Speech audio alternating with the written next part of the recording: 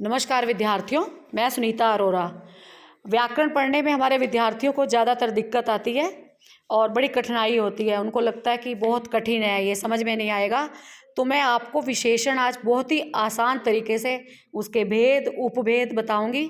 आप एक copy notebook मतलब लेकर बैठिए, अभ्यास पुस्तिका और एक पेन, आप नोट करते जाइए। मैं आपको बहुत ही आसान ट्रिक में विशेषण बताऊंगी। देखिए आप, रिया तुम बहुत कमज़ोर लग रही हो। कमज़ोर पर अंडरलाइन करिए। ताजे फल और हरी सब्जियां खाया करो। ताजे और हरी पर अंडरलाइन कीजिए। उसके बाद आप देखते हैं कि ये जो मैंने बोला है कि रिया तुम बहुत कमज़ोर लग रही हो, तो इसमें रिया को कमज़ोर बताया गया है और फल कैसे हो, ताजे। तो जो ताजे पे आपने अंडरलाइन की और कमज़ोर पर, ये उसके फल का विशेषण हो गया ताजे, और कमज़ोर रिया का विशेषण हो गया। तो जो शब्द संज्ञा और सर्वनाम की विशेषता बताएं, याद रखिए। संज्ञा मतलब किसी का भी नाम। दुनिया में जो भी वस्तु है सबका कोई ना कोई नाम है। तो संज्ञा की विशेषता और सर्वनाम मतलब जो संज्ञा के स्थान पर हम शब्द बोलते हैं, यह है, वह है, तुम। संज्ञा और सर्वनाम की विशेषता बताने वाले जो शब्द होते हैं उन्हें विशेषण कहते हैं। तो विशेषण के जो हैं 4 भेद होते हैं। गुणवाचक विशेषण।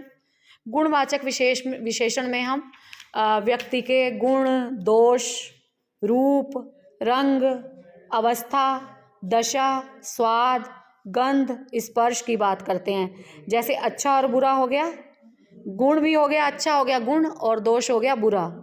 आकार हो गया बड़ा और छोटा। रूप रंग हो गया गोरा और काला।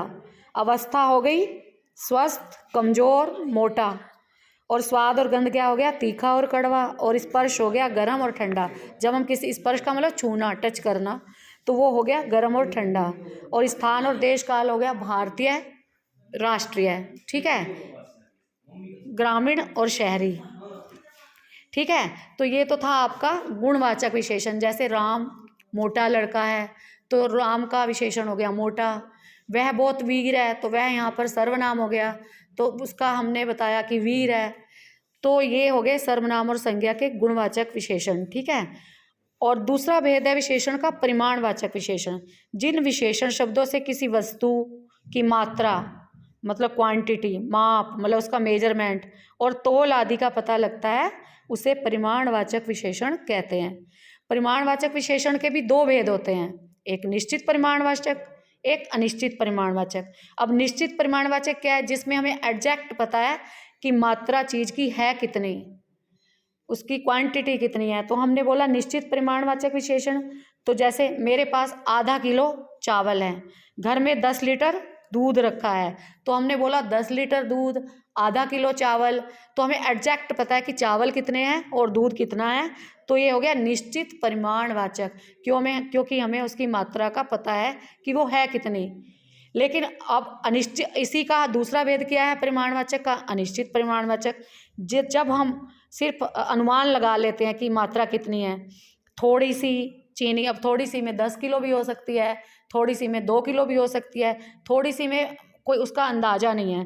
थोड़ी सी चीनी जिसमें आएगा, या थोड़ा सा दूध, या ज़्यादा दूध, तो ये हो गया अनिश्चित परिमाणवाचक। तो निश्चित परिमाणवाचक में विद्यार्थियों हमें पता चलता है कि एग्जैक्ट क्वांटिटी है कितनी, मात्रा कितनी है, तो उसका जो मेजरमेंट हमें एग्जैक्ट पता होता है। और जो अनिश्चित परिमाणवाचक है उसमें हमें उसकी मात्रा हम अनुमान लगाते हैं, हमें एग्जैक्ट पता नहीं होती।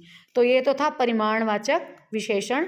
जिन विशेषण शब्दों से किसी वस्तु की मात्रा, माप, तोल आदि का पता चलता, उसे परिमाणवाचक विशेषण कहते हैं। और परिमाणवाचक विशेषण के 2 भेद होते हैं, निश्चित परिमाणवाचक और अनिश्चित परिमाणवाचक। तीसरा भेद विशेषण का है संख्यावाचक विशेषण। अब देखो, संख्यावाचक विशेषण, जिन विशेषण शब्दों से संज्ञा तथा सर्वनाम की संख्या का मतलब काउंटिंग, गिनती, जिसकी गिनती की जा सके, जो काउंटेबल हो, उसे संख्यावाचक विशेषण कहते हैं।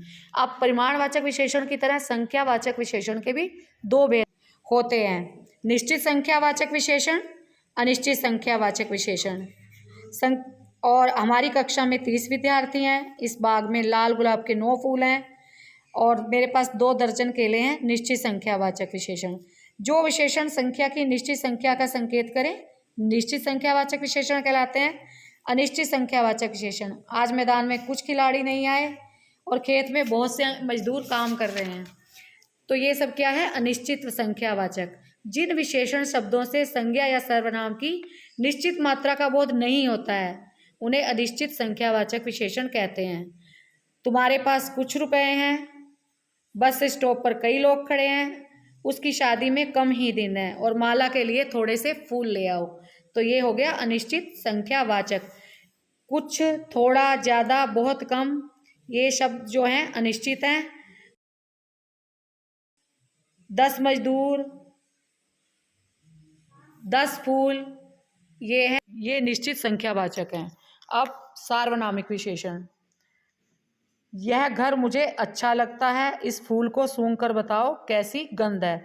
इन वाक्यों में यह इस शब्द सर्वनाम है, पर ये शब्द संज्ञा से पहले लगकर विशेषण का काम कर रहे हैं। जो सर्वनाम संज्ञा से पहले आकर उसकी विशेषता बताते हैं वे सार्वनामिक विशेषण होते हैं।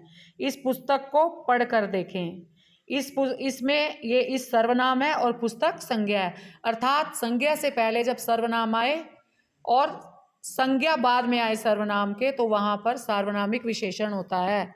वह पढ़ रही है, सर्वनाम है, इसमें संज्ञा नहीं है। वह लड़की पढ़ रही है, सार्वनामिक विशेषण हो गया। कोई आया है, सर्वनाम है। कोई लड़का आया है, इसमें कोई सर्वनाम है और लड़का संज्ञा हो गया। कोई लड़का, संज्ञा और सर्वनाम दोनों आ गए तो ये सार्वनामिक विशेषण हो गया, लेकिन कोई आया है ये सिर्फ सर्वनाम होगा। तो ये था सार्वनामिक विशेषण। और जो है विशेषण जिसकी विशेषता बताएं उसे विशेष्य कहते हैं। मैंने बोला राम वीर हैं, तो राम यहाँ पर विशेष्य होंगे और वीर राम की विशेषता हो गई, अर्थात जिसकी विशेषता बताई जाए वो विशेष्य है। अब हम पढ़ेंगे प्रविशेषण। जो शब्द विशेषण की भी विशेषता बताएं उसे प्रविशेषण कहते हैं। मैंने बोला सीता सुंदर है, यह विशेषण है सीता का। सीता बहुत सुंदर है, ये प्रविशेषण है। जो विशेषण की भी विशेषता बताएं उसे प्रविशेषण कहते हैं। घोड़ा तेज दौड़ता है, विशेषण है। घोड़ा बहुत तेज दौड़ता है, प्रविशेषण है। इस प्रकार आपको समझ में आ गया होगा, विशेषण को आसान शब्दों में समझा दिया मैंने। धन्यवाद।